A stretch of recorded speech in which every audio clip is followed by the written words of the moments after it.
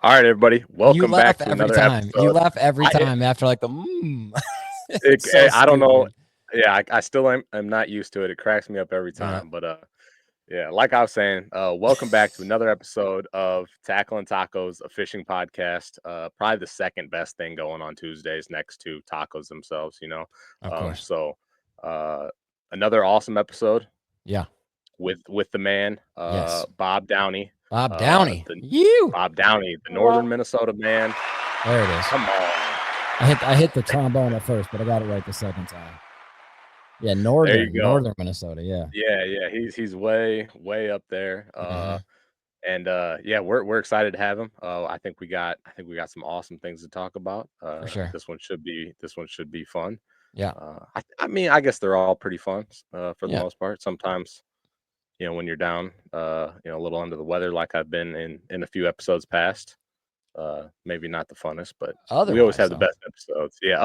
Otherwise, we've got some awesome guests Yeah. and another one lined up. So hit us with those sponsors. For sure, man. Yeah. So yeah, I'm super pumped to have Bob on. It's kind of rad, right? Like we've now had sort of like the three Minnesota heavy hitters. I don't know if there's more than that, but obviously, and they're all like homies, like all the Denny's guys, whatever, like Austin, Seth, Bob, like these dudes who came from this kind of one area and like holy mastacholi. I mean, it's crazy because I don't. Like I want to ask Bob about this too, but like, why is it that there's so many good like Midwestern fishermen? Because obviously, when you think of bass fishing, you think of Alabama, Florida, even West Coast boys. It's different out there, but they put out a bunch of sticks, Brett, Yeah. whatever, Brett Ayler. But why is the Midwest, Wisconsin, Illinois, even Ohio? Like Ohio is super hard to fish out of, and there's multiple pros from Ohio, and I don't know. It's just interesting. I kind of want to ask him about that, but yeah, northern Minnesota. So yeah, the sponsors for the show, like always, number one, our presenting sponsor. We are so honored to be brought to you by Grizzly Coolers, grizzlycoolers.com. WCB Whiskey Charlie Bravo as a code at checkout will save you 15%, and that is actually a pretty sizable chunk, whether it's a big old drinking jug like Nate has, or it's a cooler. Like why wouldn't you want to save some moolah? And like this hoodie I'm wearing, they have some dope merch, hats, shirts, hoodies. Get 15% off. Why wouldn't you? WCB at checkout. Giltech. You can't really see. I have the camera kind of down, but I have a box behind me on the wall. Giltech, makers of some of the best Ned heads, swim jigs, boot tail swim baits. That one thing that he needs to like create more of, Brian, if you're listening to this, which is that marabou skirt tube head jig thing. So like, Oh yeah. if you're fishing current at all, like the Mighty Miss or just anywhere with current, that thing is anywhere it's good, but with current it's deadly because you can literally let it sit and that marabou will just barely move in the current. And I mean, sometimes when the biting gets tough or you go through a certain frontal situation, they shut down. That super subtle finesse movement can really get them. And those are only available at hookandarrowsupply.com. Hardworking, blue-blooded American making baits and in his spare time while he's running a tackle shop, while he's building a house by hand, literally, and it's super dope. So support that, hookandarrowsupply.com. And Loophole Optics, my favorite fishing sunglasses I've ever had. And that's, again, I don't like it when people do that thing where they like talk about a certain something and then they talk bad about a different version of it. Like, I got a Dodge Ram. Yeah, because Fords suck. Like, we don't need to do that. Like, I'm not trying to diss Right. anybody else, but like, I've had Oakleys to Ray-Bans, Costas, Natives back in the day. What else? I had some, what is that company? Maui Gyms, and they're all great, but I think Loopholes are my favorite polarized sunglasses. With the polarization being between the lenses, you never have to worry about it like getting rubbed off, scratched off, just worn out. They look dope. When I put them on, my wife Lola likes to hold my hand, so like I don't know if that's like something they could use for promo, but it's pretty legit. Hey, I like it. There you go. Yeah. So I think that's it. And then of course, Working Class Bow Hunter. We're super stoked to be a part of their podcast network. I remember it's a funny like combo story. Like when Kurt from Working Class Bow Hunter first said he wanted to start a podcast when all of us were working at Gander Mountain 45 years ago, it seems like. I was like, Yeah. why? Like why? And then recently, now that they're like blown up, and that's literally all of their incomes, that's what they do is podcast for a living, which is so dope. And there's a lot of moving parts and a lot of work with that, but that's what they do. And they asked us to do a fishing podcast. I was like, why? Like what are we going to talk about? Whatever. And we're out here having so much fun with it, but it's awesome being a part of their whole deal. And then Waypoint TV, we're stoked to be hooked up with them fellers, so you can check us out at Waypoint TV. And then as far as podcasts go, we're on all the, all the podcast platforms, Apple, Spotify, iHeart, whatever. Yeah. Socials. Let's bring Bob in. Come on. Let's do it.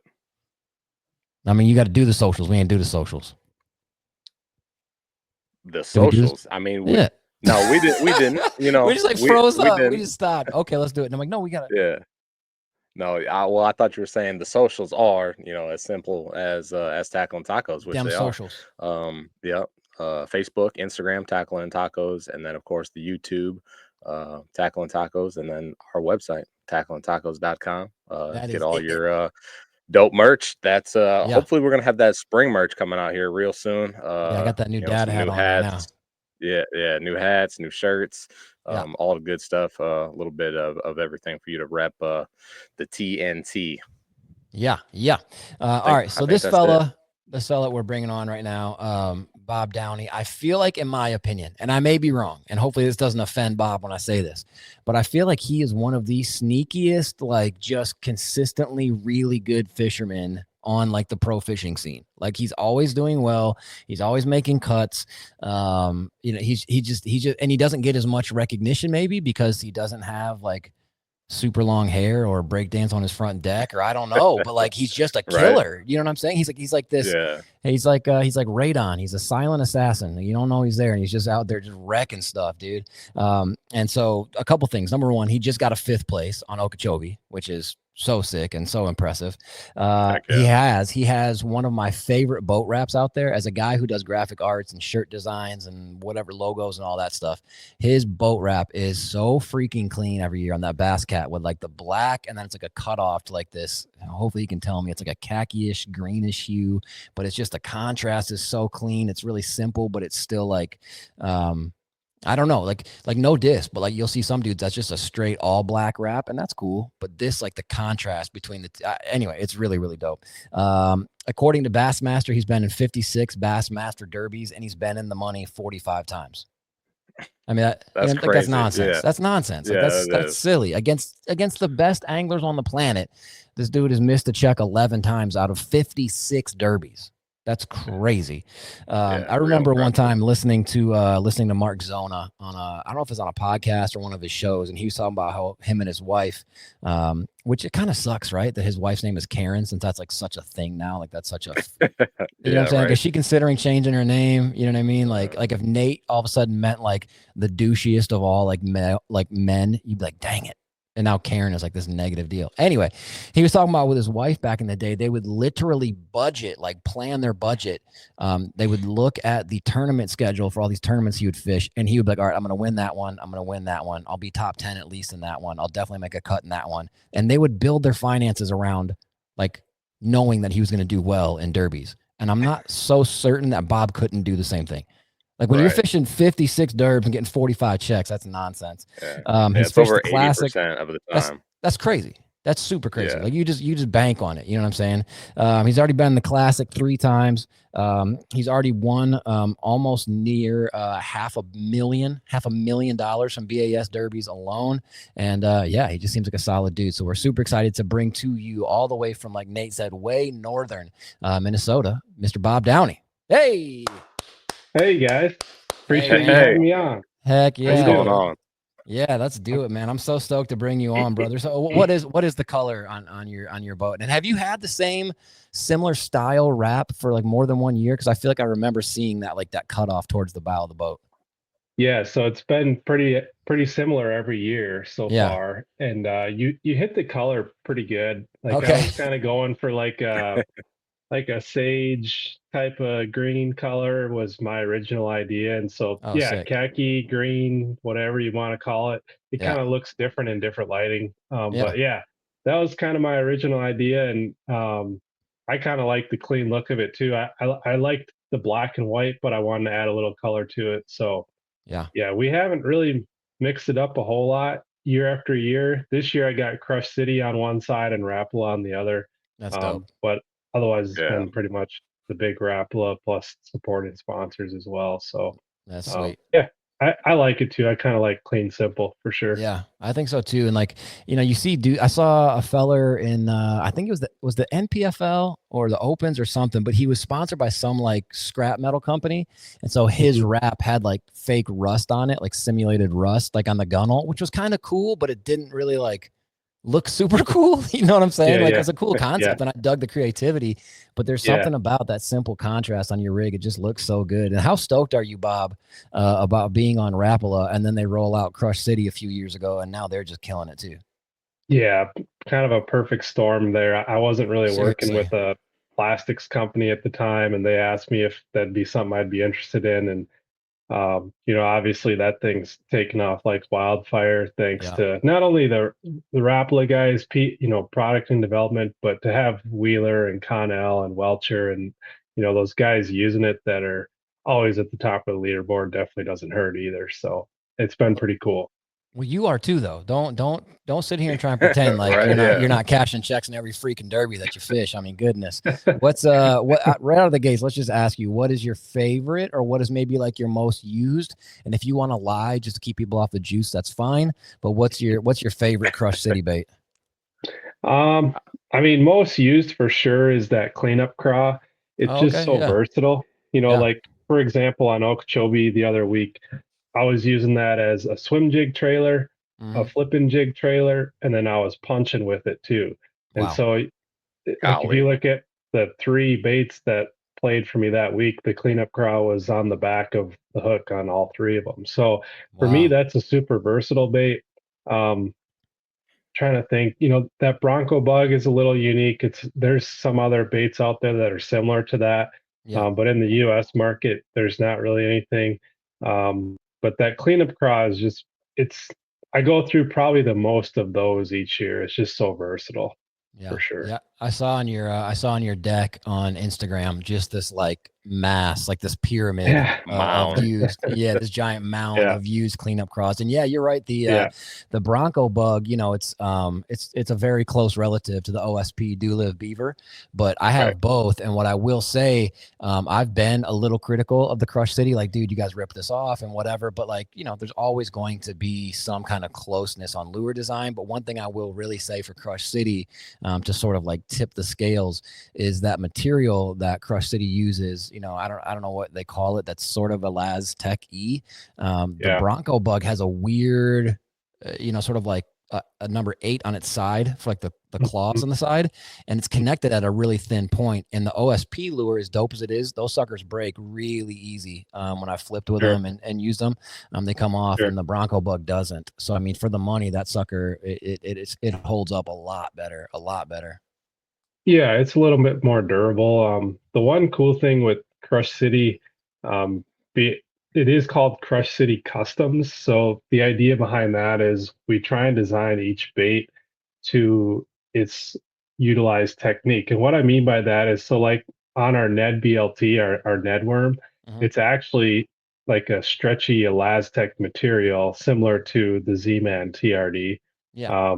And then we've got a janitor worm, which is more of a Nico drop shot worm that is more your traditional style plastic. So we're trying to cater to each tech. Like the mooch minnow, for example, is more that it's called I believe it's TPE, which is Elastec, but it's more that material versus the freeloader is your traditional plastic. So we do mix it up. Yeah, we mix it up depending on how those baits are going to be used. And we're not just kind of pigeonholed to use Elastec for all of our baits, for example. So, because almost like me, like tailor made. Yeah, tailor made, or custom or however you want to call it. Yeah, that's like for flipping, for example, with a straight chain hook, like that Elastec is not really the deal. Like that, your bait holds up really well, but your hook penetration is not very good with a straight chain. But on a Ned head, for example, where the hook's exposed, like that is kind of the deal. That's the material you want. It helps it stick up.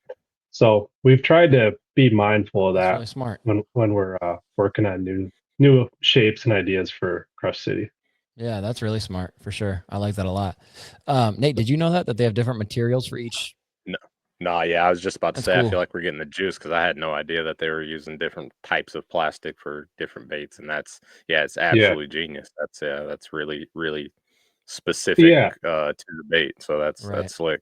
Mm-hmm. yeah. Yep. It's kind of that was kind of the idea from the start, is to try and customize it per the technique. I like that. And a mooch minnow, what's that? Just kidding. I'm just kidding. Bob, do you like throwing the jig head minnow? Do you like shaking a minnow? I do. I mean, Okay. I'm not gonna diss it. If I had to go do something for the rest of my life, it wouldn't be that. That's not what you Um, pick. Yeah. but I feel like I've put in a lot of time doing it in the last couple of years, to the point where I feel pretty proficient with it, and I feel like I can compete when that's the deal. Like on Smith Lake in Champlain last year, that was kind of the deal, and Mm-hmm. um, had a top 15 at Smith doing it exclusively, and then made a cut at Champlain doing it. I feel like um, I'm not the best at it, but I feel like I can compete doing it. I still have a lot to learn with it, but I've learned a lot about fish behavior messing around with that thing, Yeah. and just suspended fish in general is kind of I don't know. I go back and forth. Like one day I'll be curmudgeonly and want to go fish a frog and flip all day and Yeah. never Yeah. want to look at that screen again. And All then right. the next day I'll go fish for suspenders, and I think it's kind of cool to kind of see what they're doing. But yeah, I kind of go back and forth on it, to be honest. Yeah. I like Is that word there, too, curmudgeonly.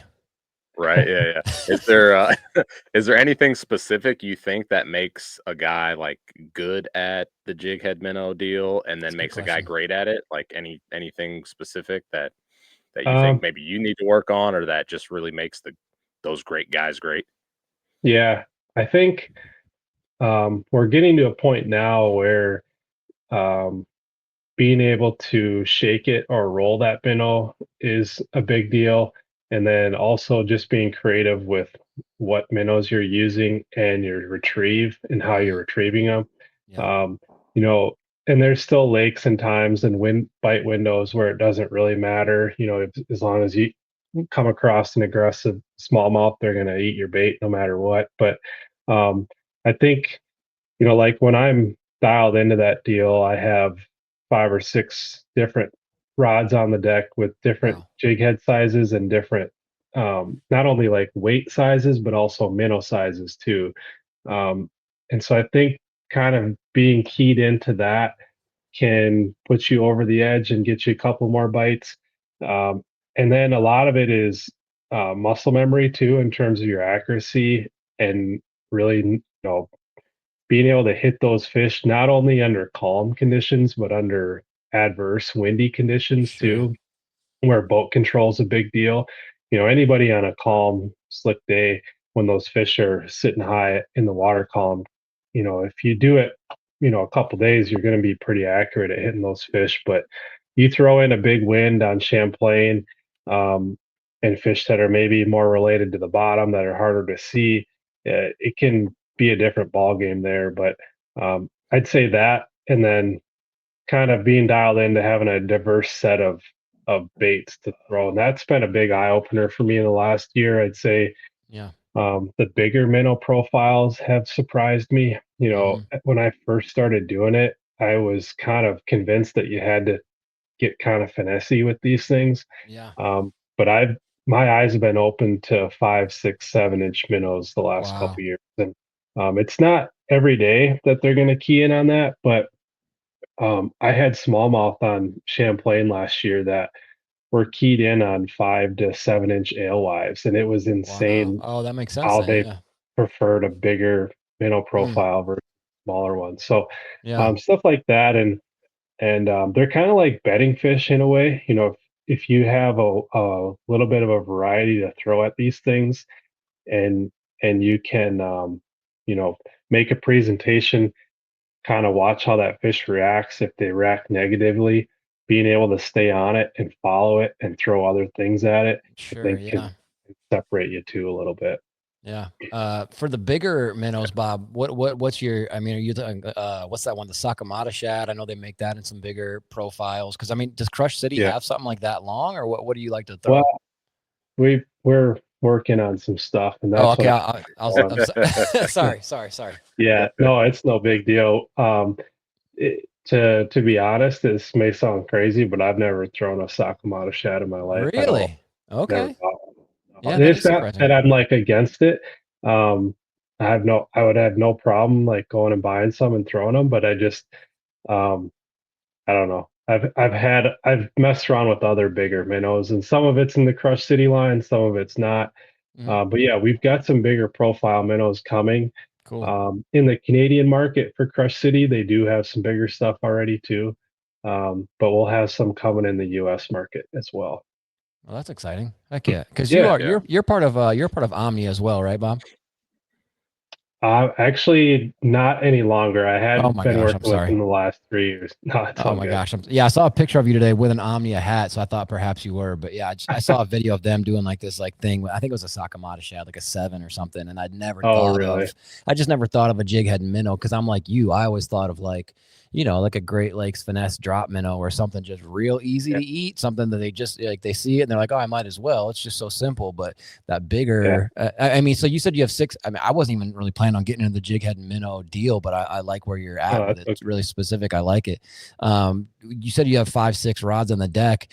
Do you cycle through like they don't want this one, or that you keep going until you find out what's like the most effective, or how do you choose really? Yeah. So I do that, and then it's also based upon kind of where those fish are at in the water column.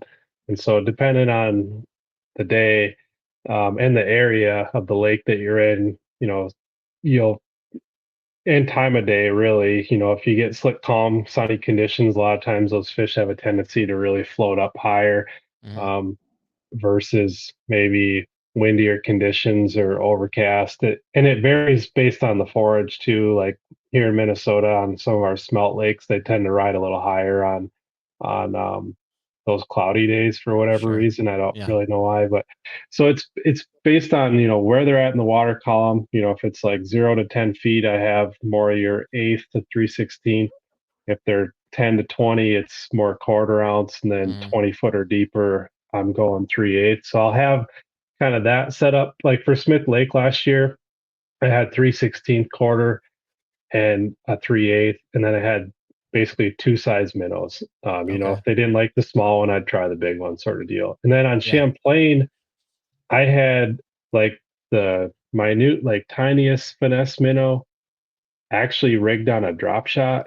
I probably shouldn't even give that away, but like those We'll small beep it out. minnows, Yeah. Yeah.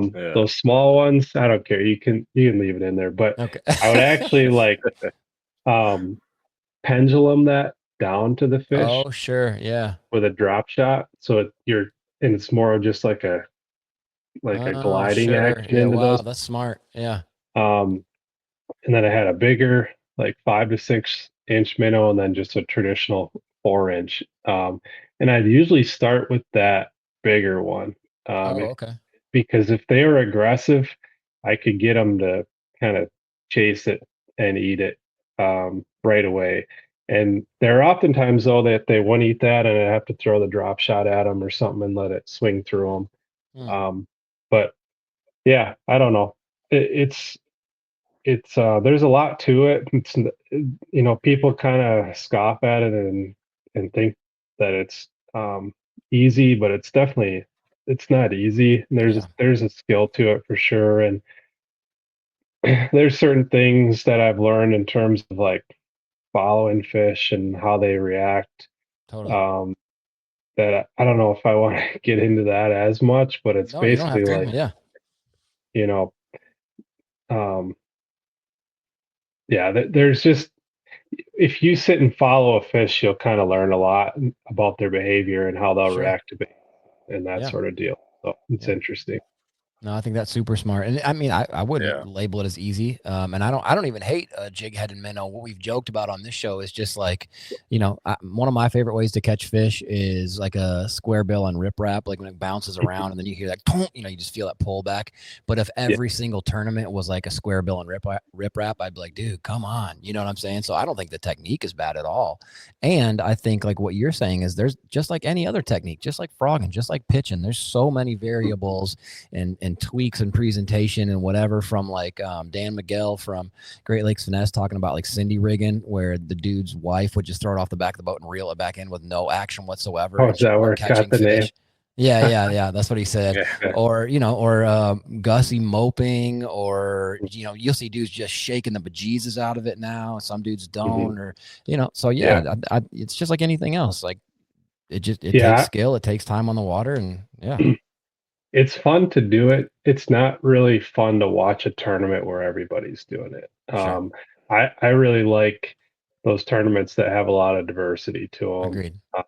Like where we Like, just were in Florida, it really lends itself to a lot of techniques and some diversity, which I always think is cool. So, and I think Bass did a good job with our schedule this year. I think we'll see a lot of diversity throughout the season. There'll be certain Yeah. events where, you go to St. Clair in the summer and pretty much everybody's staring at that screen. But, you go to the Sabine River and not everybody's staring at the screen. So, and that's good. The angler of the year then at the end of the year should be the guy that's most versatile. So I think they did a good job with the schedule this year.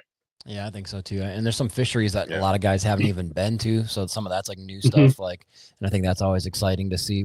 How do you feel about the Sabine, Bob? I like it actually. Really? Okay. Yeah, you get a lot of bites. Well, I shouldn't say that. In certain areas, you get a lot of bites. If you're around them, you're going to get bit. You just got to get into a different mindset. And so Mm. for me, coming from Minnesota, I've got a whatever 24-hour drive to get into that 1 pound, one and a quarter pound mentality. Totally. It's Yeah, I follow you. Yeah. Right. like I literally sped my drive down, like trying to get into that mindset that a pound and a quarter is a quality fish down there. Because if you do that, then it's really not a whole lot different than most other tournaments. It's Mm. just you're dealing with small fish, and a 2 pounder is gold. That's like a 4 to 5 pounder somewhere else. So it's just a different mindset, and it's a river. There's current. Last time we were there, I felt like I started to understand the tides a little bit better Sure. and Okay. really use that to my advantage. So I'm looking forward to getting back down there. Actually, Oh, is that kind of how you Yeah. are, Bob? Are you? Go ahead, Nate. I'm sorry. Not. Go ahead, Nate. I just was gonna ask, like, is the crowd actually as great as like Bass says it is? Like everybody, talks about, oh, Sabine has small fish, but the Yeah. crowd is awesome. Like, is Mhm. it truly that? Is it truly that good? Yes, yeah, it is. It's Yeah. insane. They usually run a big like fair or festival in conjunction with the weigh-in. So it's like you got Oh weigh-in wow. stage, bands, and then like carnival rides going on and all this stuff over That's here. That's And cool. so awesome. on Yeah. a Saturday, and they got live music bands in the evenings. And so if you make it to the Saturday weekend cut, the weigh-in on Saturday and Sunday is pretty good. Dude, that's really cool. Yeah, Mhm. that's smart. I like Uh, that. Yeah. what I was going to ask you, Bob, is you said you go down there, you got a long drive, kind of getting your head right. Are you that sort of feller? Are you more of like a cerebral, sort of analytical, change your mindset, focus type guy, like in general? Yeah, I would say so. Like I'm in general more of a listener than a talker kind of person. I don't mind talking, don't get me wrong. Like I'll talk fishing till your ears fall off. But Heck yeah. in general, yeah, I would say I am more of an analytical person for sure. Um, I don't know why. I guess it's just kind of my personality. And I feel like those drives tend to help me get into the right headspace a little bit before the tournament. Hmm. And I put a lot of emphasis on preparation before I hit the road. I'm not one of these guys that goes and pre-practices as much as some guys on tour. I just with a wife and a little son back home now, I really value my time at home. But when I am home and preparing for these tournaments, I put a lot of emphasis on that to make sure I'm ready to go. And then when I hit the road, we're kind of going to do a job. It's definitely fun for sure. I love it. But I look at it more as like I've got a job to do this next week, and take it serious to an extent. I mean, you got to have fun doing it, right? But I'm also not out there just to be goofing around. That's really good. I like that a lot. Okay, so you mentioned it, but can we ask you what your son's name is? Because it's the coolest name ever. Yeah, Jett, Jett. Dude, okay, so where did that come from? That's so rad, dude. Thanks. I don't know. Honestly, we had a hard time deciding on a name, and it was just one that stuck from the beginning for us. And so it kind of made our top 10 list and made our top 5. And literally, when we went to the hospital to have them, we didn't know we had like 3, and we kind of decided a couple hours before we came. So I don't know. There's no family ties or anything like that. Okay. Yeah. What's his middle name? His middle name's Jeffrey, which is my wife's dad's name. So that's sweet. Yeah. Jeffrey Downey. Yeah. That sounds cool, man. That's a cool name. I mean, I'm not trying to forecast nothing, but he sounds like either like a professional baseball player or a boxer or Jeffrey. That just sounds really badass. I don't know. That's cool. That's sweet, man. So, hey, one thing we always like to ask people about, because I think it's like just ultra relatable. What is your genesis? Like, what's your kind of story? Where did you get started in fishing? And then if you could try to, and take as long as you want, short as you want, however you want to do it. But if you could key in on a couple things, which is, what made you first start loving fishing? When did you first experience tournament fishing? And then the third thing, if you can remember all this, is where did the light bulb come on? Like, holy crap, I could do this for a living. Yeah. Well, for me anyways, I mean, I feel fortunate to have grown up in a family that fished. I had aunts and uncles, not only on my dad's side, but also my mom's side that fished. And so I just grew up around it. And then my grandpa, my dad's dad, has a cabin in northern Minnesota. Nice. And has since his grandpa first started going there in the 1930s. And so when my grandpa was like a couple years old, he started going there. So he's been going there almost 100 years. He's in his 90s now. Oh my and gosh. they built, so it's kind of cool family history to have those cabins still in our family. And we spent a ton of time there as kids. So there was rowboats, canoes, little John boats, pontoons, kind of at our availability, I guess you might say, when we were there. And so I spent a ton of time on the water at the cabin growing up. And that's really where I'd say I cut my teeth doing it. And then I had just several experiences either there or with my mom and dad throughout my youth, or my uncles would take me fishing. I got a couple uncles that are really into fly fishing. And so they exposed me to that world and kind of how to fish current and how to read current. And so it was kind of this culmination of everybody around me growing up. And then I ultimately met friends in high school, a couple of them that are still really good buddies today that enjoyed fishing as well. And so that's how I got into it. Like, I don't remember a day where I didn't fish. There's pictures of me when I'm probably 2 years old holding up sunfish or small bass or whatever it is. So just grew up around it. And then I grew up in Eagan, Minnesota, and there's a bunch of small ponds and lakes in Eagan. There's not really anything super huge, but all these ponds lent themselves to be able to fish from the bank very easily. So before I could drive, I would ride my bike and spend hours at these lakes. In springtime, kind of before we would get to go to the cabin in the summer. And remember pretty much every year either picking off ticks or getting poison ivy from just always like just walking the banks of these ponds all the time with buddies. And kind of just grew from there. As most kids, as they get older, they get access to a boat or a john boat, and in high school, my uncle let me use his canoe for a couple years, so I'd pull that down to the ponds on top Oh, of my heck yeah. truck, and then we ultimately got a little 14-foot smoker craft with a 40 horse on the back, and I had that all the way through high school into my early college years, and that's what I started tournament fishing out of. Okay, that's sweet. We had a little live well that me and my dad put in there, and that was right about the time, I think 2001. Kevin Van Dam won the Bassmaster Classic on the Delta down in Louisiana, Yeah. and my dad happened to flip on the weigh-in as he was winning that tournament, and that's really what kind of sparked my interest in tournament fishing. That's Huh. how I got the idea of that it was actually a thing. And Yeah. so I joined a youth Bassmaster Club out of Minnesota soon after that. Um, Fished a couple years in that, which now those are all kind of high school leagues, middle school leagues. That was back then they're just called junior Bassmasters, Yep. and that was really how I started tournament fishing. And um, that was more of a volunteer deal where you get to fish out of volunteer boaters' boats. So that was kind of my first experience fishing out of a bass boat. That's cool. But when I went on to college is when I fished out of that smoker craft. I fished for the University of Iowa.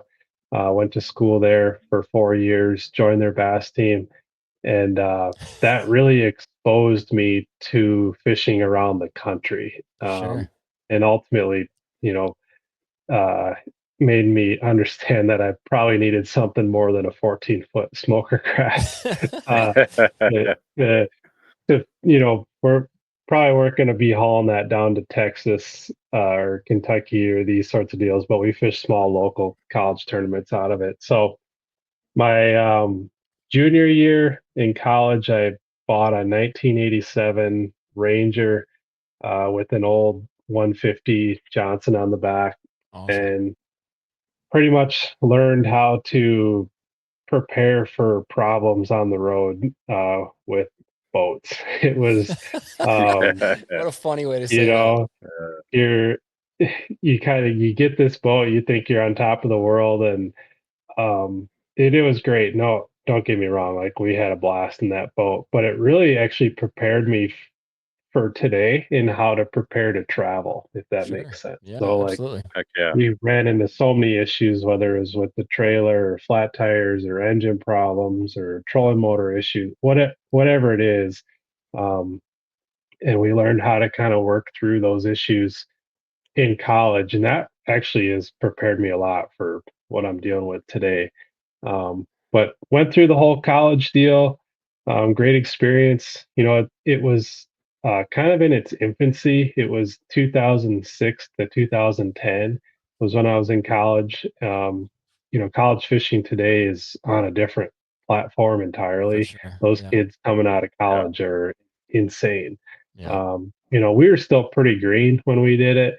It gave us some experience around the country, made me understand that not every lake is full of bass willing to eat like Minnesota is. It was kind of like Minnesota is this almost not even reality to what you see around the rest of the country. Yeah. So it gave me an understanding of that too. But it also kind of showed me that, hey, maybe you can compete on some of these lakes around the country too. Just because, you always heard that the guys from the southern states are the only ones that can do it. It kind of made me believe, hey, I might be able to do it as well. Heck yeah. So that's kind of when it became a dream of mine to do it full time.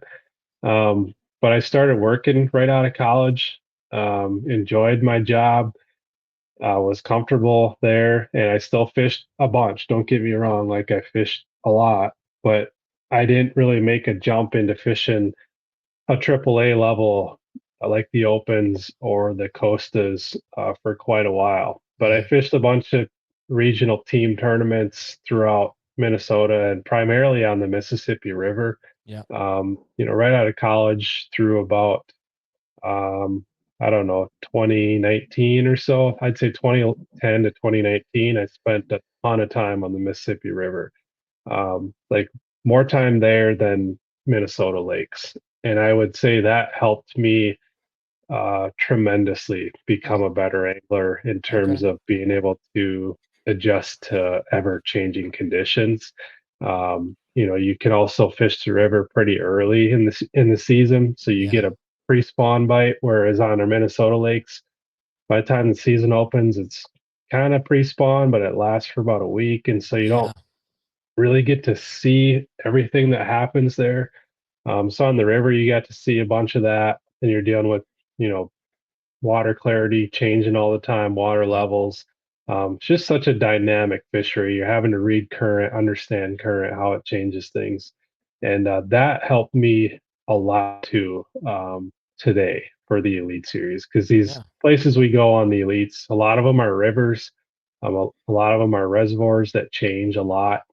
And our natural lakes in Minnesota, they change for sure, but not as quickly as some of these southern rivers and reservoirs. So uh, I don't know if I'm getting off topic here, but ultimately, in 2019, they were coming to the Mississippi River for the Bassmaster Opens, and so that prompted me to want to sign up and at least try competing in that event. And then as we got closer to the season, I kind of convinced myself that, hey, if I'm going to fish on the Mississippi for one event, I may as well try and jump into a couple others and see how I do. And the opens were in high demand, but not like they were a year or two ago, where it was hard. I think today you could kind of get into them if you want to, but a couple years ago it was almost impossible if you didn't sign up right away. Ultimately, I got into the first couple and had a good couple first events. Did well on the Mississippi River, and I was like seventh in the points going into the last one. They had 4 tournaments that year in the Central Division, and you had to be in the top 5 in the points. And I ended up winning the last one and finished 5th in the points. And that's so sick. History.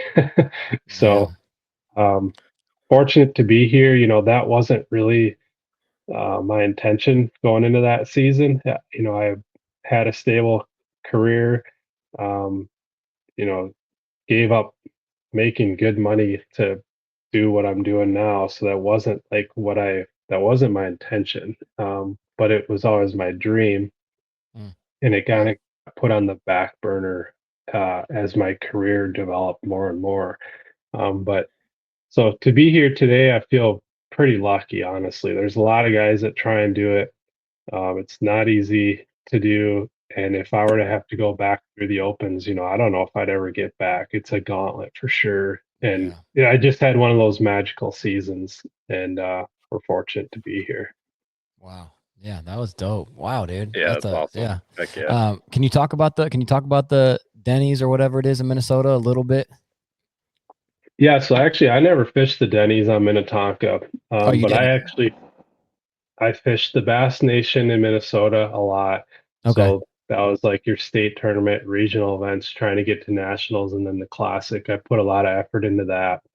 And then there were team circuits throughout Minnesota, kind of beyond the metro area that I fished. And then on the Mississippi River, there's a series called it's UMBCS is what it is. Yeah. And we fish those here too in my backyard. Yep. oh, okay. So the UMBCS on the river, I think, is equivalent to Denny's on Minnetonka. Okay. And when I lived in Hudson, I was just as close to the river as I was to Minnetonka.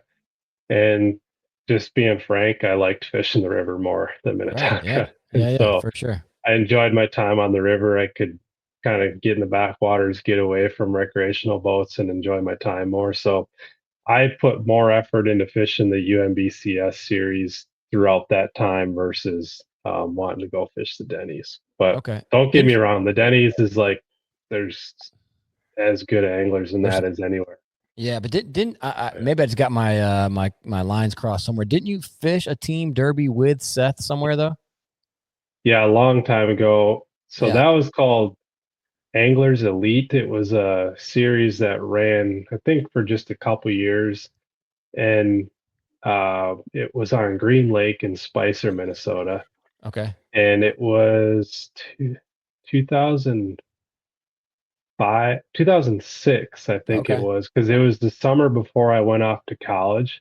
Okay. I was Okay. I think I was 18 years old and he was 22 years old. And Wow. it was a pro-am, so we got paired up randomly. It was just kind of Okay. random draw. Okay. Seth was a pro, I was the amateur, but then it was Wow. a combined weight format. Yeah. So, we could weigh in 8 fish total. And Seth practiced. I showed up and fished the tournament. Seth was the one that kind of put us on fish, but we ended up winning that tournament. And so that was kind of cool. Heck We're yeah. just tucking spinnerbaits for smallmouth all day, and Seth caught a kicker largemouth at the end of the day. And yeah, who would have known at that time we would both Yeah. be fishing the elite someday? But um, it was fun. Seth, Yeah. that's so still the one and only day I've ever fished with Seth. Okay. He's a That's beauty. cool. Yeah. Yeah. Yeah, it was Was fun. he chain smoking darts on the water back then too, or no? Oh yeah. Yeah. Yeah. No. Yeah, that's Yeah. dope, dude. Yeah, I And he apologize had for the the long hair question. too. So Yeah, I don't know why I thought you were Denny's. I just knew that you had won something with Seth, and I thought, because I knew Austin Felix fished the Denny stuff, and I yeah. apologize for the mistake there. But yeah, Oh, no worries. that was a No great story of like kind of your upbringing, man. Can you take like Yeah. just can if you could kind of expound a little bit? I just feel like when you became an elite angler, it had to be like a bunch of different emotions coming together. Cause like you said, you had a good career, but I'm going to write that down. Like I'm literally going to write it down in a second, but you said it wasn't my intention, but it was always my dream. That's a dope statement. I don't know if you meant to say that, but that's like a quotable line. No, But like, not really. can you describe like what you were kind of feeling when you actually got the invite to fish the elites? Like, was that like surprising? Was it like, oh my gosh, this actually is happening? Or what were you going through at that moment? Yeah. Well, I mean, going into the start of the season when I decided to fish the first couple, it kind of became a goal of mine to qualify, but to be honest, I didn't think it was going to happen. Um, but as we got closer, to the end of that season, and then I ended up winning on Grand Lake, is like, oh my gosh, like now I have some Yeah. major decisions here to make. By winning Grand, it qualified me for the Classic, and then it also, put me in the top 5 for points to qualify for the elites. And ultimately, it came down to, you know, I would have, it would have been a huge regret of mine if I would have never tried it, at least for a couple of years. So fortunately, I was in a place where I could take that jump and it wasn't super stressful from a financial standpoint, at Mm, least for a couple of years. Like, I mean, I'm not saying I could, if I would have struggled to cash checks for 2 3 years, I would have had to be done. mm, Fortunately, been able to make it work up to this point. How much longer? You never know, right? yeah. But Yeah. so it was kind of like, okay, I think I can make this work for a couple of years. Kind of laid out a financial plan for myself of, here's what we can do, and you're gonna have to cash some checks to make it happen because sponsor support was fine in the beginning, but I really was just trying to build relationships. I Yeah. Yeah. wasn't a guy that had any sponsor support prior to qualifying for the Elite Series. I didn't put Oh any wow. effort into it. Okay. I just kind of fished locally and regionally, and I had a job, a full-time career beyond fishing local tournaments, and that's was my focus from a financial standpoint. It wasn't to build relationships with companies that Sure. ultimately I'd work with long term. But when I qualified, I knew that had to become part of my plan. And so you know, you just start at the bottom and try and work your way up. And that's kind of where I was at from a rookie standpoint. And even into my sophomore year is, um, you know, you, you build relationships with companies, you kind of take what you can get, and understand that it's going to take a little time to build those relationships to the point where you want them to be. But it meant that I had to perform on the elite level too to make ends meet.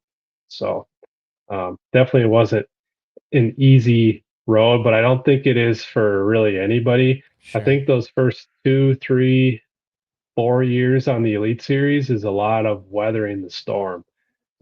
Unless you're one of these guys that comes out of the shoot hot, and there's a lot of them these days. A lot of these young kids are so good that they pop a win in their first year or something like that, and that goes a long ways. But for the guys that are kind of more that the grinder mentality, or maybe not like that top 5%er deal, it's a weathering of the storm the first 2, 3, 4 years for sure. And once you get beyond, I'd say your fourth or fifth year, it's a little easier to hang around. There's the way they do the career averages, like once you fish 5 years, you get to drop your worst angler of the year finish towards your average. So that helps you out in the long run for sure. Wow. Yeah. I was listening to a podcast today, Bob, Ike podcast. He had Ish on there, and he called the youngins chicken tenders, like the young dudes on the elite. He's like, because all they need is chicken tenders, a juice box, and live scope. So dude had me crying. So I'm gonna call like Trey and them. I'm gonna call them chicken tenders. But yeah, the boys can fish though too. Like you said, coming up in the opens now is a whole different creature than what it was where you were. So you said that if we go backwards a little bit, and then I want to get into if you're cool with that, I want to talk about some tacos, Bob. I don't know if you've ever eaten a taco or if you like tacos. I sure hope so. But one thing I wanted to ask you is, you said something like, you like shaking a minnow, but if if the good Lord spoke and said, Bob, you got one way to fish for the rest of your life, what would you pick? Gosh, there's two that come to mind immediately that I'd have a hard time choosing between, but it'd probably be either throwing a frog or punching matted vegetation. Those are probably my two favorite things to do. And I think that comes from fishing the river a lot, but also our natural lakes lend itself to doing that quite a bit too. So I love if I can just not stare at a screen all day and just not that I'm against doing that, but I just don't like, that's not my favorite thing to do. I'd rather, like how I fished at Okeechobee the other week when I just basically had my 2D sonar on and that was the only thing I was concerned about. That's how I love to fish. Heck yeah. That's dope. Yeah, for sure. I had a question kind of to piggyback off of that.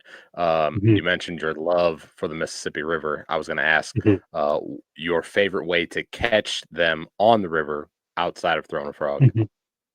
Oh, outside of throwing a frog? He's like, oh,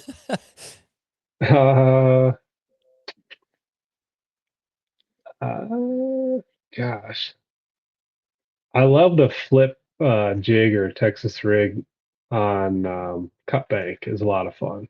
So if you're familiar with, so there's wood there sometimes it's just straight mud bank and you got current breaks and little deals like that. And it's just a super fun bite. It's close quarters and those fish are sitting pretty close to current. So when you do hit one, they're pretty hot and they get out in that current and they fight pretty good. And it's kind of a unique way. We don't have a lot of cut bank in our natural lakes besides some cattail bogs and that sort of stuff. But that flipping cut bank's a lot of fun on the river. Yeah, no doubt. I like how you said you keyed in on current stuff too, because the river, because I mean, I live, I don't know, an hour and 10 maybe from like La Crosse, maybe a little less than an hour to like Fountain City, Alma, all that area. Are you current stuff, current breaks, current seams, wing dams, all that? It's all so different in a river, and it almost feels like I don't know, like Gussie was on our show a while back, and he lives on Lake of the Woods, 1 million acres, and he was saying there's a whole ton of. I was like, is there anything in the lake you haven't seen? He's like, there's tons I haven't seen. Sometimes when you fish the river, because of the current breaks, current seams, wing dams, little backwater stuff, creeks, blah blah blah, sand drops, it almost feels like any given pool is almost like endless in what you can explore, you know? Yeah, it is for sure. And depending on water levels, it just one day it's like this river, and the next day it's a completely Totally. different river Yeah. because the water levels change. And like you said, those current Yeah. seams, you know, they're ever changing. In the summertime, you got low stable conditions is about the one time that they don't change a whole lot. But Mm, in the spring of the year, or you get a big push of rain in the summertime, it's just, oh, it changes by the hour. And yeah. so, yeah, it's so dynamic. And when you think that you know it, is when it changes on you. And so I think that's what I love about it too, is it's ever changing, and it always keeps you on your toes. Yeah. Heck yeah. Yeah. So are you an upper river pool guy, or like more like 9, 10, 11, or what's your juice? So I spent most of my time prior to fishing the elites and the opens, um, on pools 2 through 6, I'd say. Okay. Okay. So, and primarily pools 4, 5, and 5A. Yeah. Um, 5A is a gem, dude. yeah, 5A is awesome. I would say when I lived in Hudson, I was closest to 4, so I fished 4 probably the most out Mm, of all those pools, um, both the upper part and the lower part. But I'd say since 2019, I've probably spent more time on the lacrosse pool, mm. than pool 4, simply because I have fished a couple BFLs there. I fished the Open, and then the Elite Series tournament, and then we're going back again this year. So I'm This excited about. August, yeah. Yeah, Yeah, heck yeah, man. I think that's gonna be a good tournament, man. I mean, yeah, it's like that time of year, it's very much going to be what you think of a lacrosse Mississippi yeah, River tournament being, hmm which is gonna be awesome. I think it's gonna be so fun to watch. yeah. Should be a good one for sure. Yep, definitely. All right, Nate, lead the way, man. Let's talk some taco talk, dude. We're tackling tacos. We can't just talk fishing. Let's talk a little bit of taco stuff. Yeah, absolutely. I think we always want to know what is your go-to taco? What's your taco of choice? Is it something simple? Do you like steak, Are you pork? gourmet? Uh, yeah, yeah. Sure. Do you go real fancy? Wild game? So, We've heard it all. well, I mean, I love tacos, so I Yes. can eat just about any sort of version of them. Yeah. But one thing that's kind of unique to our area, well, I shouldn't say unique to our area because there's crappie all over the country, but I love to go catch crappie and make blackened fish tacos in the Mm. summertime Wow. Okay, or so wintertime gourmet, too. so fancy. Yeah. Yeah, Yeah, blackened. Yeah, yeah, Blackened. Yeah. yeah, Heck yeah, dude. yeah, yeah. So they're not fried necessarily, but they're blackened, and if you can make like a good slaw with it, and maybe um, like a good aioli to go on the top, Look that's at this dude. Okay. That's kind of my favorite for sure. Heck But yeah. but I'll eat yeah, any, yeah. like if I go to Chipotle, I could order pretty much anything on that menu and be happy with Except for guac, because it's like $13 just to look at it. it. Yeah, their guac is a little spendy, It's but crazy, but it's so good. I get it every time, and I complain about it like an old man every time. I go in complaining about it, then I eat it. I'm like, this is so good. Then I leave and I complain some more. So are you the cook, Bob, or does your wife do the cooking? Because that sounds like a pretty specifically dope taco you Yeah, just that was described. well, that was that's probably a little gourmet than I would normally get on a Sounds weekly basis. awesome. But if we get a good mess of crappie, I kind of like to, like at the cabin, if we've got a group there, you Mm, know, I enjoy cooking if there's a group of heck yeah. us there to have some of those, because it's kind of unique, something a little different. Yeah. But I don't know. I'd say I maybe cook a little bit more than my wife, but she cooks a little bit too. Yeah. Okay. So, Yeah. I mean, for what it's worth, I couldn't agree more. I've said this forever. Whenever I'm catching big crappies, and usually it's like specifically ice fishing, because I just think, you know, fresh fish out of cold, clear water, whatever. But I just see the fillets swimming on their own, like up the hole, and then I just picture them in a taco. You know, like I don't know, you just can't go wrong. And I agree, like a fresh slaw, because I'm not a coleslaw guy, but I like the coleslaw cabbage, and then mix in like some spicy ranch or hot sauce with it or whatever, or just red cabbage has a really nice crunch. That's more what it is. It's like a red cabbage slaw. Yeah, it's so good. That crunch with the fish. Oh my gosh. Have you ever had, Bob? We had my wife Lola is also a host on the show, but she's in with our 3-year-old Gus because he's not feeling good tonight, unfortunately. Anywho, my wife Lola and I have tried to put Nate on these for like 20 years, and he finally just got hip to it. Have you ever seen I think they're called Tortilla Land or something like that.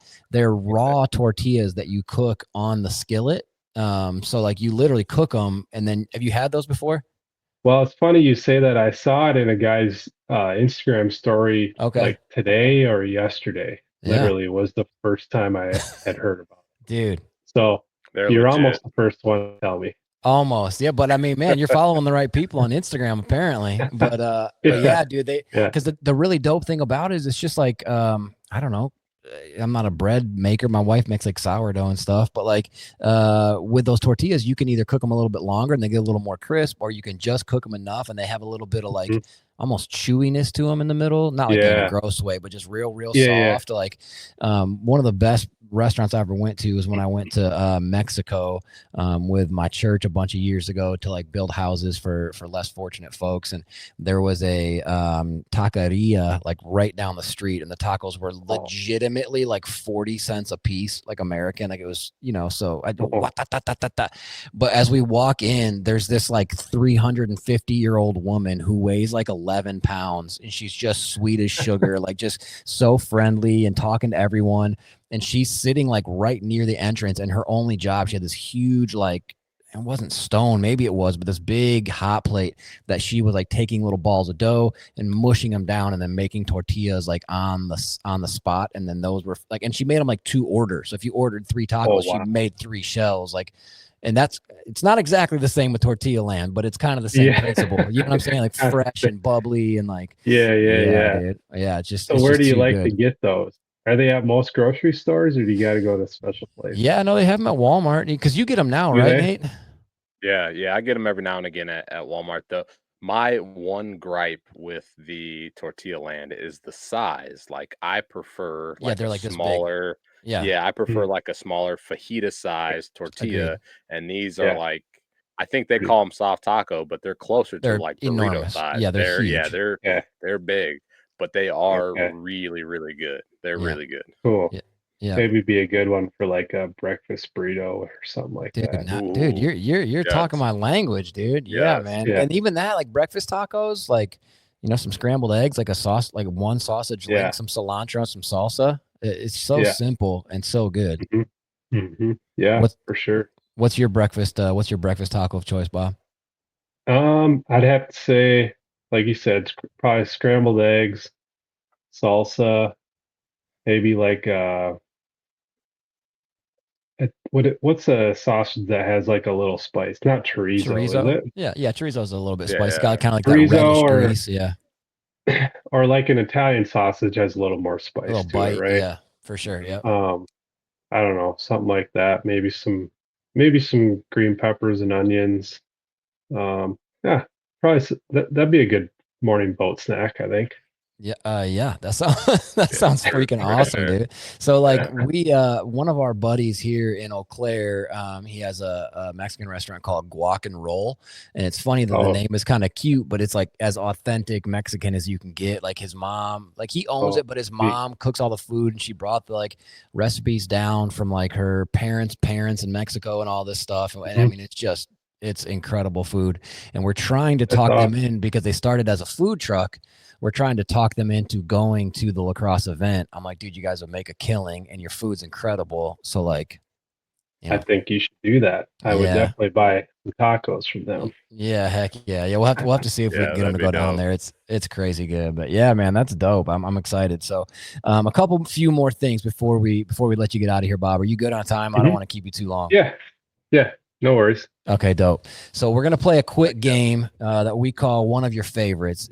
The original intention of this was to be like a rapid fire, but people always say stuff that we just want to interact with. So it's not really that like rapid fiery, but like we just, we just say like one of your favorites and we throw in like a random thing. Could be fishing, could be life. We don't say your favorite because like if I said, what is your favorite, whatever, sometimes it's hard to pinpoint one thing. So just one of the things that come to mind. All right. Yeah. Okay. Dope. Sounds good. One of your favorites. All right. So, Bob, what is one of your favorite? You already said one of your favorite Crush City, but what's one of your favorite Rapala like hard baits? I'd say a DT6 is probably one of my favorites. I caught my PB on it about 4 or 5 years ago down on Chickamauga, and just I've had so many stellar days in the spring with that bait. And when I fished my first classic, that was kind of the primary bait I was throwing. So there's a little bit of sentimental value there too. Okay. And absolute killer. And what color and what was the size on your PB? It was dark brown crawdad, and it was like 8.92 or something. Dang. So almost a pounder. I haven't broke 10 yet, but hopefully someday.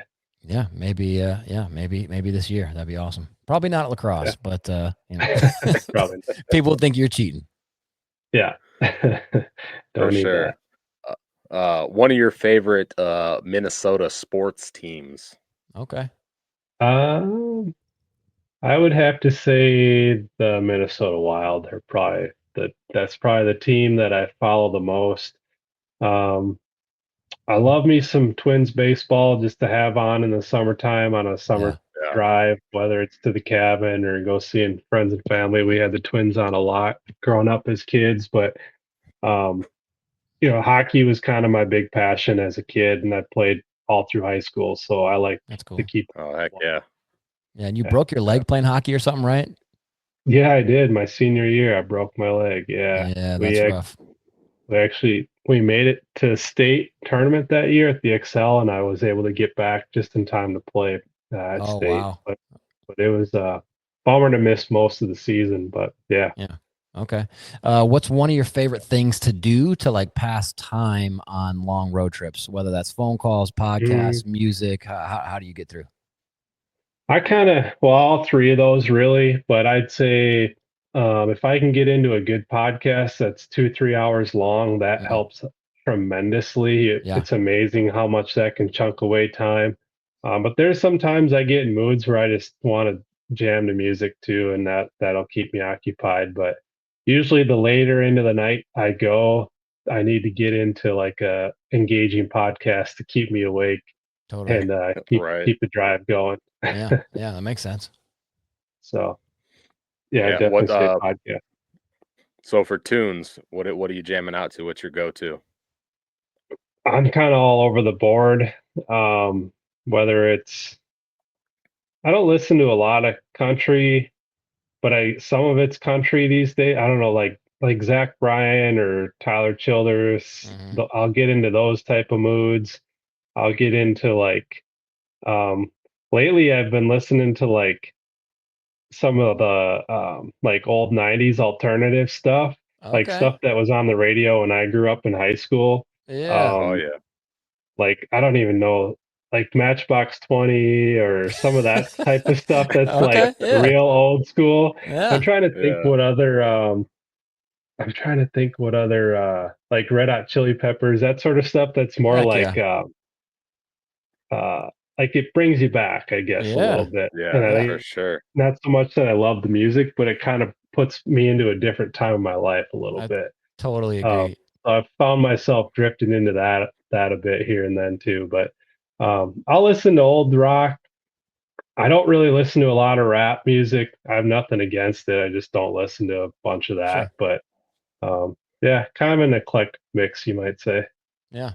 I was literally just telling Lola the other day how like there's certain movies when I'm watching TV that like if it's on, like I'll just leave it on, like Shawshank Redemption or like Saving Private Ryan or whatever. And then I got to thinking about music and that sometimes I feel like I don't have a part. If that song comes on, I am not changing it. Period. I'm not even like a giant like Red Hot Chili Pepper guy, but if that song goes, that's where I drew some blood. I don't know what he's even talking about, but like it's just such a and it's that reason, like you said, it just zooms me back to that time in life. Yeah, and I think that was the like when I was every year I comb through all my tackle, like literally like pick up every bait that's going to be going into a box and into my boat, and it's kind of a tedious, long process. But this year when I was doing that, getting ready for the season, I found myself kind of going into that sort of music mode, and it kind of just put me into a different time of my life, which was kind of fun. Yeah, absolutely. It just feels chill too. It just feels not aggressive, not sad. It's just kind of it's just kind of a chill vibe. All right. So one of your you said podcast, one of your favorite podcasts, and not like necessarily an episode, but like what's a podcast you go to? Yeah. I listen to Meat Eater a decent amount. I've actually gotten into Theo Vaughn a little bit. Yeah, he's funny just as crap. More like your Theo's funny. Yeah, he's so awkwardly funny. Yeah.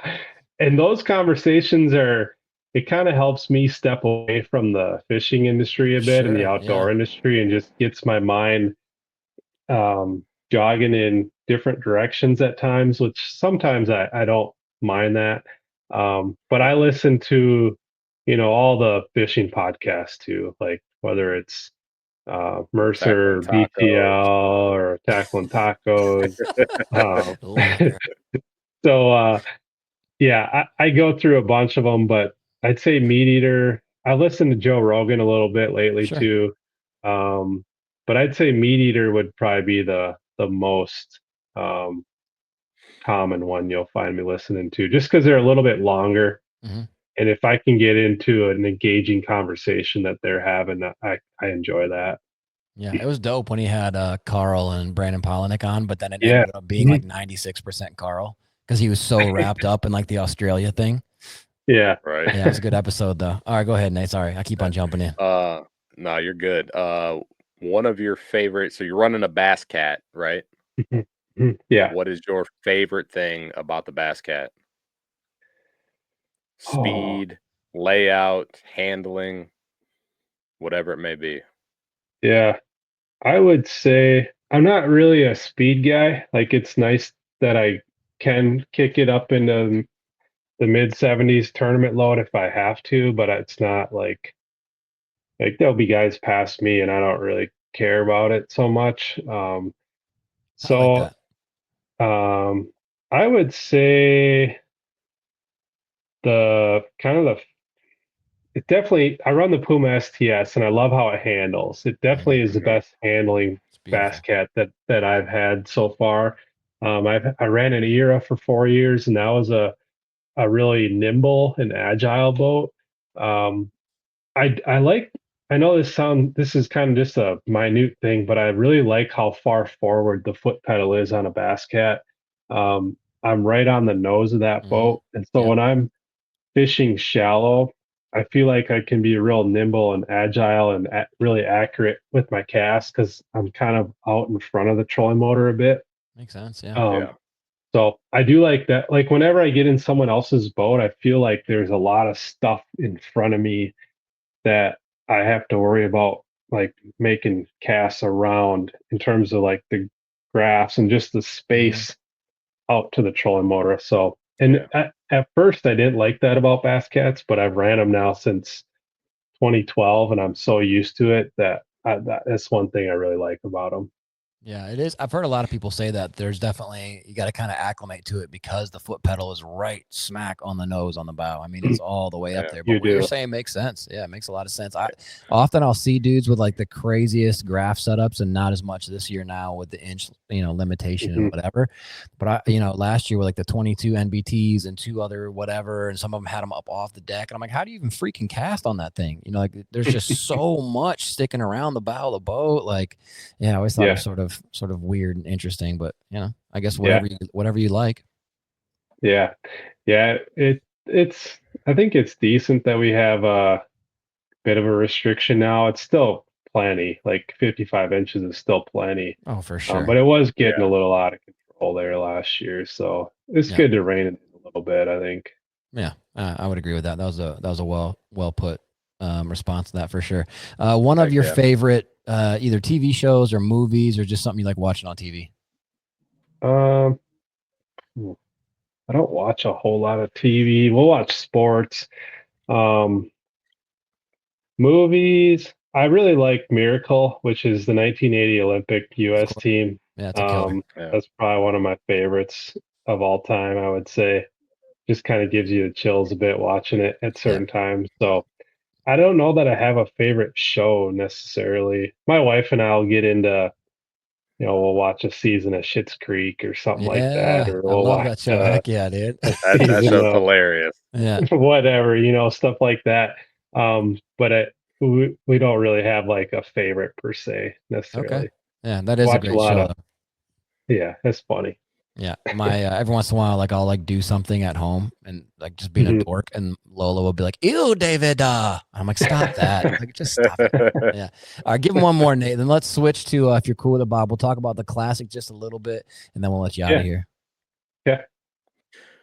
Yeah, line. Are you a fluorocarbon guy or braid? If you had to pick. Um, well, I mean, I use a lot of fluorocarbon. Um, last week in Florida, I was pretty much straight braid with everything. From a flipping standpoint, you know, obviously, if you're punching vegetation, you should probably use and braid. But beyond that, you see a lot of guys in open cover. Some prefer braid, some braid to fluoro leader, and then some straight fluoro. And I'm definitely more of a straight fluoro guy. Okay. I think it's for me just part of what I've gotten used to from a mechanics like hook set standpoint. I just feel like the mechanics I've built over the years in terms of my hook set just seems to work better with straight fluorocarbon. I seem to hook and lose less fish. There's some guys that, um, like Seth is really big on braid to fluoro leader, and Yeah. that works really well for him. And I think his mechanics, he's gotten used to it over the years. Myself, I'm just prefer straight fluorocarbon for the Yeah. most part. When it comes to certain techniques, spinning rod, I'm all braid to fluoro leader, Yeah. but I fish a lot of straight fluorocarbon still. How often are you respooling the straight fluorocarbon setups? If I'm using them heavy each day of the tournament, then I'm every night. Um, Wow. you know, if Golly. if I'm making, you know, less than 20 casts with it throughout the day, I just strip a bit off and retie. But like if I'm flipping a lot with one rod, um, or throwing a jerk bait or a chatter bait, or I'm cranking a lot Mhm. throughout the course of a day, I'll change it out each day of the tournament. Wowzers. And do you have just buckets and boxes and bins of spools? Yeah, I carry a bunch of line with me. A couple of those 1200 yard spools. I'll carry a couple with them when I go off to tournaments, and that'll usually um, be good enough for those events. Yeah. All right. Well, that was one of your favorites. One of your favorites. Bob, does it ever hit you? Does it ever hit you that you're a freaking pro fisherman? I just saw this. This is not what I wanted to talk about, the classic and whatever. But I was just thinking about all Yeah. the line, and you fish this badass boat, and does it ever hit you like, whoa? I saw a video of you talking about. I think you're talking about Rapala something, and behind you was a full blown Rapala tackle shop. I think in your garage or something. Yeah. Did you ever just sit back and be like, whoa? Yeah, for sure. And I probably should do it more, honestly, because I think you get a little bit numb to it in Yeah. what we do. Like it's kind of just like expected a little bit, which is not good. Like we're pretty lucky to be Yeah. doing what we're doing. Yeah, it's a job. It's stressful at times. It's not easy, but I mean, so I have a truck camper that I stay in on the road. That's how I travel. And I carry a picture in there of me and my grandpa when I was like, it was the year 2000. So I was probably like 13 years old or so. And it's me with a stringer, a largemouth, and my grandpa. And we're weighing them in on a little scale because I was envisioning being in the Bassmaster Classic out on Oh, our that's lake. I awesome. brought them back to weigh them in. And I kind of keep that picture in the camper to keep some perspective, I guess, on if I kind of feeling down and out about things, I can kind of reference that picture and think about what that 13-year-old kid would think about where I'm at today.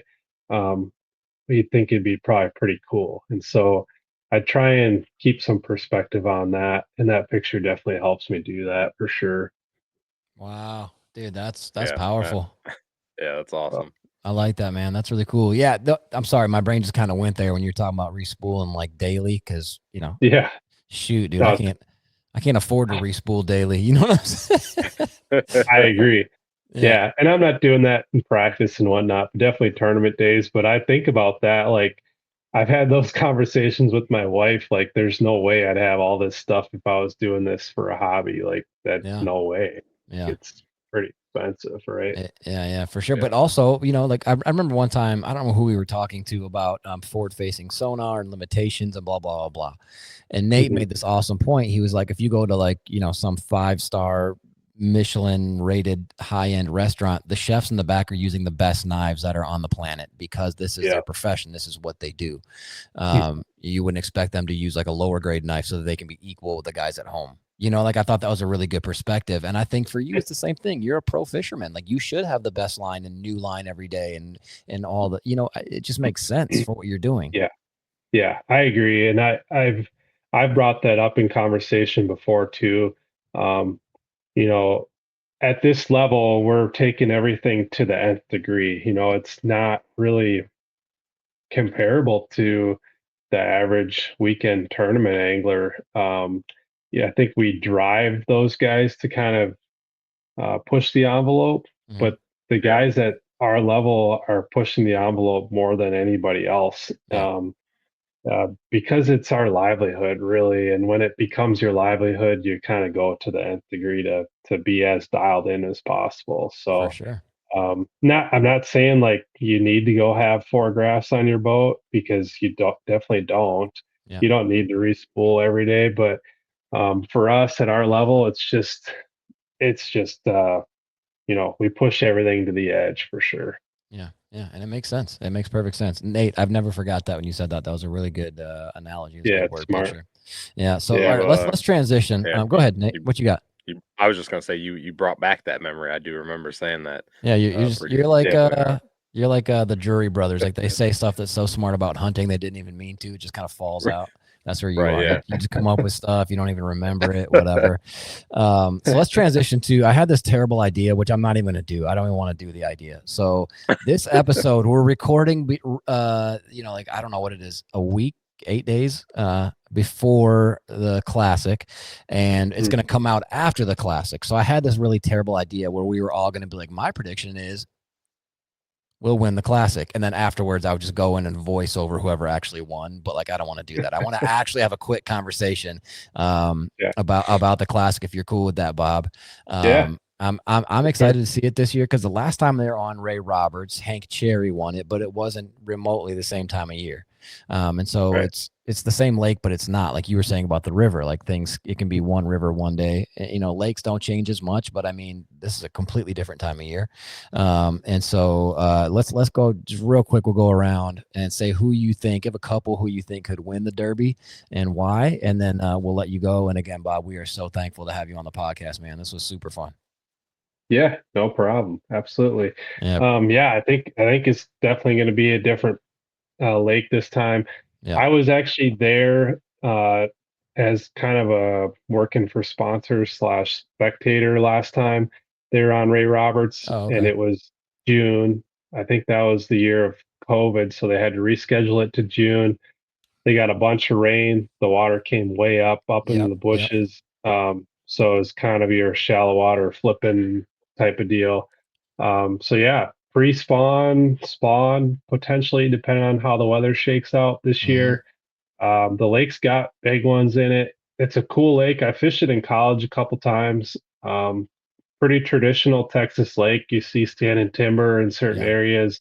I do think, from what I've heard, it's getting some grass as well. So that'll be interesting to see if there's any hydrilla that plays in the classic this year. Sure. Yeah. Especially if they get a warming trend, that could certainly play. But there's a lot of good anglers to pick from. Obviously, in the Bassmaster Classic, it's some of the best in the world. But for me, if I had to pick one guy, I would say Lee Livesey would be my pick. Yeah, that's a good one. Lee's a Texas dude. He's a guide on fork. I think he won one of those Brandon Belt tournaments last year, 2 years ago, on Ray Roberts early in the year. Yeah, I didn't know that. I think it was more of a pre-spawn deal. So I think Lee would be a really good pick. Maybe an off-the-wall pick, maybe not, but I think Ben Milliken actually might be one to keep an eye on. If these fish, if it stays cold and he can kind of work his scoping magic, I think Milliken would definitely be one to keep an eye on. He's, lives in Texas now, and he does that all the time in that, late winter pre-spawn time of the year. And he showed last year on Toledo and Fork that he's pretty dangerous with that technique. He was sitting like top 5 in AOI after those 2 tournaments. So Milliken could be a good pick. Yeah, I don't know how many guys you want me to throw out there. Yeah, a couple, 3, whatever you want. Give us a Milliken. I don't think Milliken is an off the wall pick. I think he's in everybody's head. He might not be. I'm not a fantasy fishing guy, but I don't know if Milliken would be like bucket A or not. But he's got to be close. Living in Texas, and like you said, depending on where the fish are, it might suit him well. But yeah, give me a pick that maybe most people might not be picking that you think could pull it off. Do you mind if I pull up who's in it real quick? Pull it up, dude. I'm gonna have to pull up the AOI standings from last year real quick here. Yep, for sure. Let's see. Okay. I'm just hoping we get another Lee Livesey soundbite with his crazy ass voice. That's what I'm really. No way! And I'm really hoping for something along those lines again. Everybody says Lee Livesey is like a scary dude, but every time I see him like interviewed, he seems so rad. Like he just seems like such a good old like down to earth cat. I like that fella. Yeah, he's kind of like Jason Christie in a way. He kind of people seem intimidated by him, but if you talk to him, he's about as laid back as it gets. A couple. I think I'm actually gonna pick a couple from around you guys. Jay Shakurat is hard to pick against. I don't think he's an off the wall pick at all, but Jay, I think, has been in 2 or 3 classics now, and he's maybe top 10, all of them that he's been in. He's real good. Insanely good. And then one that's right in your backyard is my good buddy Pat Schlopper. He's right down the road. Yep.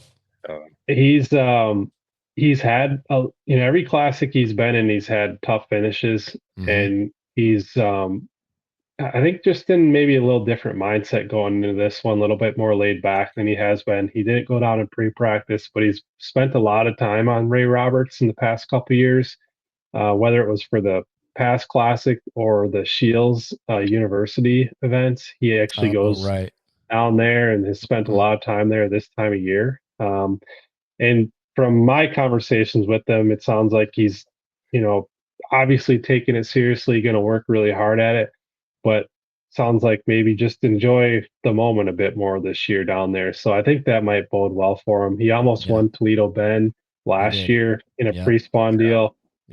So Pat's as good as anybody with scope, but he's also as good as anybody at just fishing too, And so I don't know. I feel like a big week's coming for Pat. Yeah, I would love that. Yeah, I would love to see that happen for sure. I when I first moved here, like I knew who, because I've only lived in this area for about 3 years. I mean, I graduated high school here, then I moved away and whatever. But anyway, when I came back and started fishing in the same club that he kind of came up in, cut his teeth in, everybody's like, "Oh, Pat this, Pat that, whatever." And it was kind of that same thing, Lee Livesey vibes. Like everybody's like, "Oh man, Pat, you know, he's like a Midwest boogeyman." And then you talk to him, and he's just the most normal human being, smiley, happy, totally like, you know, I don't know, good at communicating, just a normal feller. Yeah, he's a good dude. Yeah, that was my vibe too, because I fished against him a lot on the river and other UMBCS stuff, and I always felt the same way. But as I got to know him, he's a pretty normal dude. Yeah, it's funny too. You know what's funny? Like I'm such an idiot. Like part of why I think I love fishing so much is I have such an imagination. So like every time I cast, every time I make a good cast, or I skip something right where I want it or whatever, I'm just seeing a bite. You know what I'm saying? Like my imagination is just going. And I think when I first met Pat, I imagined him to be like 6'7" and like 280 or something, and he's probably like 5'10", or you know what I'm saying? He's like just a little bit shorter than I am, and I don't know. It's funny how our brains do that. But Nate, give us your few picks real quick.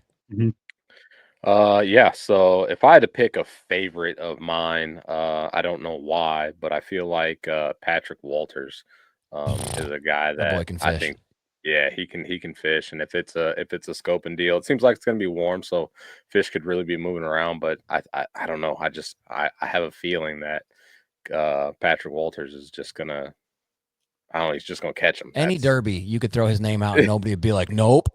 I mean, the dude can fish. That's no lie. Yeah.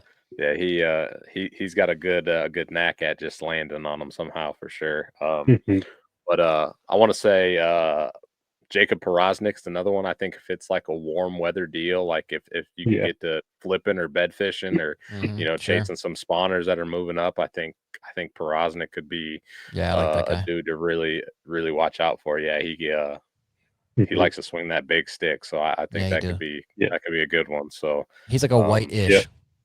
Right. Yeah. You know, like kind of a thick dude, like smart, articulate, kind of funny, but kind of fishes his way. Yeah. Yeah. And he's really good around the spawn, like you said. So that's a good pick.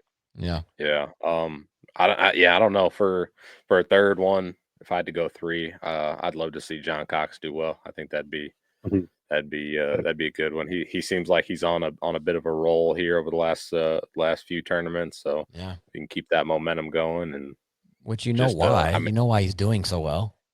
Yeah, well, he was on our show, absolutely. Yeah, and then he just came out swinging. Yeah, he went number 8, and then he had like a 13 or whatever in Okeechobee, almost made the top 10. He's the best too. Yeah, yeah. So like to your point, Bob, you're talking about Pat with like his mindset, whatever. I feel like John Cox has like the strongest mindset game in fishing, and it's totally effortless. He's just got this like real, whatever, happy go. Like we asked him on the podcast, what is like your end goal for fishing? Where do you want to be? Do you want to Rick Clun it? Do you want to whatever? And he's like, oh, I don't know. I just want to make enough money to pay off my house and then fish more tournaments with my buddy Keith. Like he's just so unassuming and just so like authentic. Like, and I just think that's whether he sees it as that or not, it's a huge strength. That chill. Oh my God. Yeah. And I don't think it's fake either. You know, you talk to him off camera or whatever, and that's who John is. And I think he just genuinely loves fishing, and he is genuinely curious about like, how do I get that next bite? What are those fish doing? He's not really stressed about like winning a tournament or making a cut. He's like just wants to figure out how to go catch them. And he does it in a happy-go-lucky way a lot. Yeah. What a cool cat. Without a doubt, yeah. And I feel like if he can just fish like he's been doing the last couple events, like he's just gonna roll in and just have fun and just start chucking and winding and catching them. Yeah, and really like his strengths, like shallow water or kind of feathering that frit side off rocks or laydowns or whatever, and chatterbaits, whatever. Like there's always going to be fish up shallower. Like there just is, like depending on where you are, and maybe not as prevalent sometimes, but like the way he fishes can work pretty much everywhere. So like you said, if he lands on them, he'll do some damage, like it's so funny on his bassmaster.com like profile. Dudes have strengths and whatever, and guys are like drop shotting or I don't know, shaking a minnow, and he's like, I like to be able to touch the bottom where I am. That's what he said his strength is. Like that's so awesome and funny. Yeah. All right, so I'm gonna go real quick. My number one, I was also gonna pick Lee Livesey. I just think it lines up. I just think the way that he fishes, I think he's a little more sneaky versatile than people give him credit for, as far as like how he can throw and what he can throw. I also like, if that's number one, I would say 1B. I would say Justin Hamner. I know that like when it was one last time a jerkbait played, and this is a totally different time of year, but I also believe that the jerkbait plays all the time. And in my opinion, he might be the best jerkbaiter out there, like at the moment, like it just as far as his knowledge on it and his ability in different types of water. I just wouldn't bet against the feller. I also would love to see like a local guy like Pat go in there and just blow some crap up. He really is a great angler. He has, whatever he said, 100+ wins in his life as far as like locals and BRQLTS tournaments and what like the dude can fish. And I think you're right. I think if he gets out of his head and if his trim motor works, he'll be good, man. I think that dude can really, I think he can really wreck them. Outside of that, I don't know. I as funny as it is, I think any of like the Ish, Monroe, the Chicken Tenders, any of those young boys, man, they've been growing up fishing at a high level a long time. And I think like on a certain level, and this is no diss whatsoever, because it almost feels like when people talk about them young boys, like it always ends up being negative. And I think that's kind of bull crap. I don't think it needs to be negative. I wish I could have come up fishing like they fished and having the opportunities they've had and being in a bass boat since I was 4 years old, whatever. I can't be mad at them for that. That's crazy. But one thing I'll say about them young boys is I feel like because they've been doing it so long, they're almost like that movie Terminator 2 or whatever with Arnold, where they look around and they go and they like scan. I think they make their choices quicker than a lot of other people because they've just been doing this longer at their age. And so they're just balls out, not afraid just from being young. And then you also factor in that quick, if you're not afraid of making a change and you have the ability to make a choice really quick, like that can be a pretty good combination. So like Tyler Williams or some of these young boys, I think they could just put a hurt on it. I agree. Yeah, we might be in that time of the sport where one of those young kids or guys or whatever you want to call them pops a classic win. We kind of got an inkling of that with Jordan Lee a little bit. But there's so many good young guys on tour right now, and so many of them that are in the classic this year that very easily could happen for sure. Yeah, the youngest classic winner, I can't remember his name, but he was 21. So there's got to be a few dudes on the Derby, who are right in that range, and they might be able to pull it off.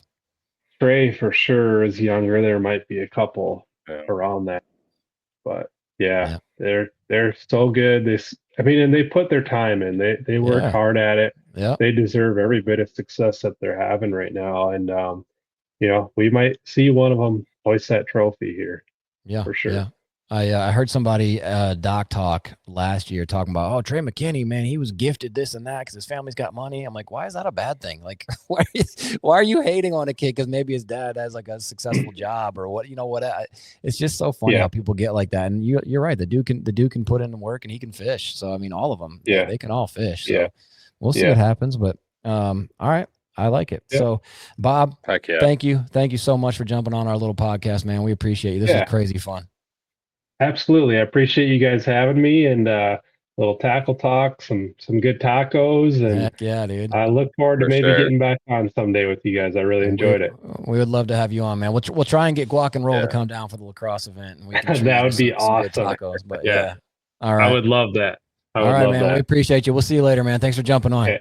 All right. I appreciate it. All right, buddy. Bye-bye. Yeah. We'll see you. Bye. All right. So that was the incomparable Bob Downey. What a cool dude, man. we've said this 1,000 times about a 1,000 different anglers, but I always like it when you bring somebody on and you have a sort of inkling, a sort of, either you've listened to them on podcasts or you've watched videos and you sort of get this, like, I think they're like this, you know what I'm saying? Mm-hmm. And then they come on and you're like, okay, good. Like I thought Bob was sort of like exactly what he said. Like he really likes listening, doesn't always like talking, but when he talks, it's a very like authentic, sort of humble vibe, and that's exactly what he was. Yeah, absolutely. It was kind of unexpected and crazy how we kind of like got down the jig head minnow deal early on, Yeah, it and was really cool. he went into such detail with it, kind of unprovoked. Like it was awesome sitting back and listening to that. Like I really enjoyed it. Man, I And felt like such I'm an a big ass. I felt like such an ass when I brought up Omnia. the Omnia With it, deal. yeah, because I mean I was just looking for like photos of him, whatever, and I saw the Omnia hat, Yeah. and he's like, "Oh, I haven't, whatever." I was like, "God dang it, I look like such an idiot." Like I don't, kind of research these guests before we have them on, but I do, and I missed that. But the only reason I even brought it up was because of the whole like jig head minnow thing. One of their guys did a video where he was talking about the Sakamata shad, and it was like I think it was like a 7, which seems strange to me, like a really long minnow on a jig head setup. But it was cool hearing Bob just break it down, and not only was he breaking it down, but you could tell it came from a place of like, came from his craw, like it came from like actual experience. Like this is what I know. It wasn't like theoretical, which is kind of dope. Yeah, no, for sure. And then his talk about the some of the Crush City stuff, and I've heard other guys mention that cleanup craw and how versatile and how good it is. I might have to go grab some. Well, yeah, the fact that he had it on 3 pretty different techniques, and like that's what he's using. Like, sure. I mean, it's sort of honestly, who was I just? It was a Hackney article, Greg Hackney article in Bassmaster magazine, and he was showing his different jig setups, and they all had a rage craw on the back.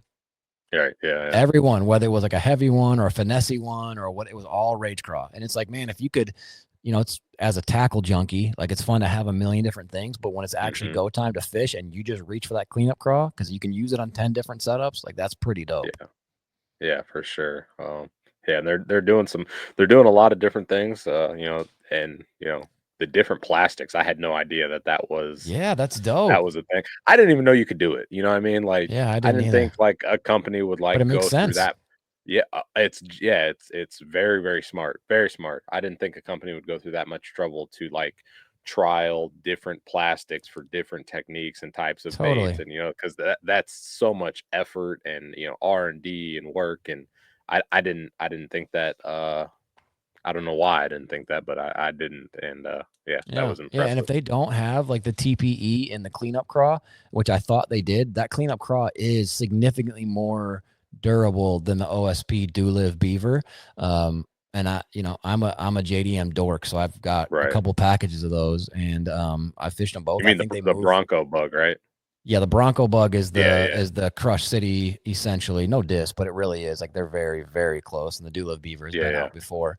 But the Bronco bug is definitely more durable, I would say, than the OSP, and significantly cheaper. I mean, for sure. Like the OSP Do Live Beaver, I think I paid $9 or $10 a pack, and then you're talking about Japanese shipping and all that kind of factors in. And the Bronco bug, I can go get it Shields or Fleet Farm or wherever else, so kind of dope. But I was just gonna say, I think that's the only bait that I have right now of Crush City is the Bronco bug. Like I don't even have any mooch have you minnows used it? Yeah, for sure. They move cool. They move really cool. Yeah, it's a cool little bait. I'll definitely be picking up some more, and then that cleanup craw is on the list. I like the sounds of that. That is on the list of things to get. That is always long, but it might get moved to the top. I just bought 8 packages of mooch minnows at Shields the other day. Yeah. And I'm not even like a jig head minnow guy, but I like the way that one moves. And then I do have a bunch of like the Great Lakes Finesse hover minnow, and so as Bob even said that's not like necessarily his favorite way to fish, but you got to be versatile, man. You got to be able to, like back in the day, dude, like if you came across a school of suspended fish, it was like, gosh, dang it. Like you ain't getting them. Like maybe if you can get like a lipless or a jerk bait down to them, whatever, but you ain't getting. Nowadays you see suspended fish and it's like, oh baby, you know, because there's these different methods, and I don't want to call out his juice, but that thing he said about the drop shot on like the pendulum, that's freaking genius. Yeah. That is so smart. God dang it, that's smart. Small minnow. Heck yeah.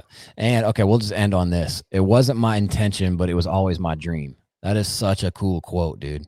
Like if somebody does like a Bob Downey like documentary, that needs to be like the title of it. It wasn't my intention, but it was always my dream, because that's kind of cool. Like for sure. Like a very practical, pragmatic look at getting where you want to go. You know what I'm saying? Like did I think it was going to happen? Was I intending for it to happen? Maybe not, but in my heart, that was my dream, you know, and then it kind of came to fruition for him. So I think that's great. So I think that very much fits our overall vibe at Tackling Tacos, which is positivity is worth the effort.